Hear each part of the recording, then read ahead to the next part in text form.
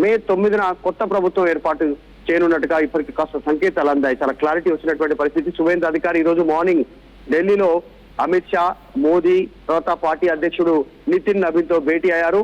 ఈ అంశంలో ఒక క్లారిటీ రానుంది. ఒకవేళ నందిగ్రామ్ లో మాత్రమే గెలిచి ఇక్కడ భవానీపూర్ లో కనుక శువేందు అధికారి ఈసారి మమతా బెనర్జీ చేతిలో ఓడిపోయి ఉంటే మాత్రం నిజంగా కొత్త వ్యక్తి పేరు తెరపైకి వచ్చే అవకాశం ఉంది. దాంట్లో భాగంగానే ఈ పేర్లు దిలీప్ ఘోష్, అగ్నిమిత్రపాల్ వీళ్ళిద్దరూ పెద్ద ఎత్తున గ్రౌండ్ లో మొదటి నుంచి బీజేపీతో స్టిక్ అనేవి బీజేపీ భావజాలంతో ముందుకు పోతున్నటువంటి వాళ్ళలో వీళ్ళు.